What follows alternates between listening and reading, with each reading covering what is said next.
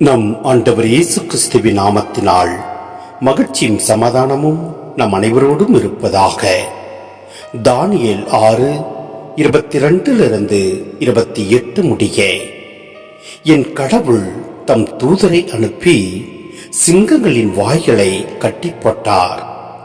அவை எனக்கு தீங்கு எதுவும் செய்யவில்லை, ஏனெனில் அவர் திருமுன் நான் மாசற்றவன்.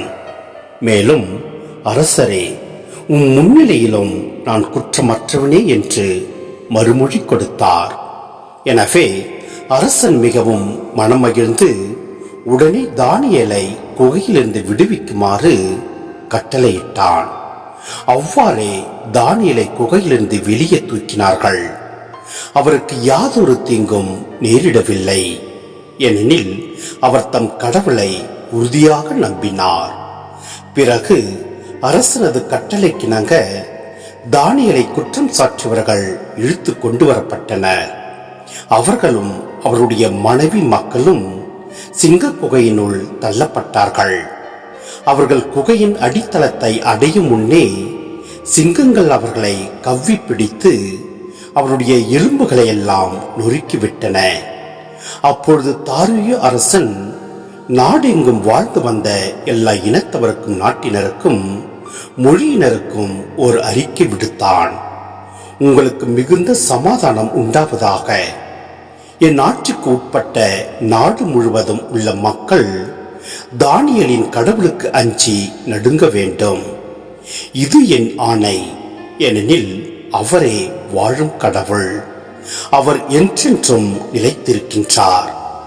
அவரது ஆட்சி என்றும் அழிவற்றது. அவரது அரசுரிமைக்கு முடிவே இராது. தானியேலை சிங்கங்களின் பிடியினின்று காப்பாற்றியவர் அவரே.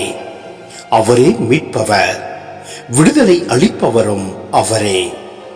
விண்ணிலும் மண்ணிலும் அரிய செயல்களையும் விந்தைகளையும் ஆற்றுபவர் அவரே.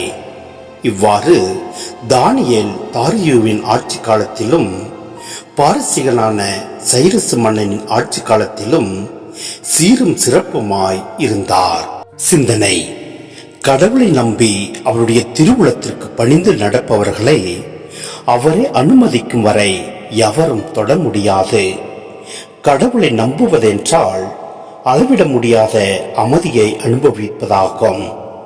தானியேலும் அவருடைய நண்பர்களும் வெளிப்படுத்திய பற்றுறுதியினால் இஸ்ரேலின் கடவுளே உண்மையான கடவுள் என முன்பு நேபுகத்நேசர் நம்பினார்.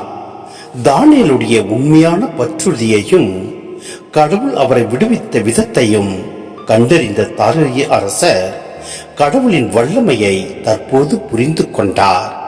எனவே நாமும் நம் ஆண்டவர் மீது முழு நம்பிக்கை வைத்து செயல்படுகின்ற போது நாமும் எந்த சூழ்நிலையில் நாம் வாழ்வினும் நம்மை விடுவிப்பவரும் மீட்பவரும் நம் ஆண்டவரே.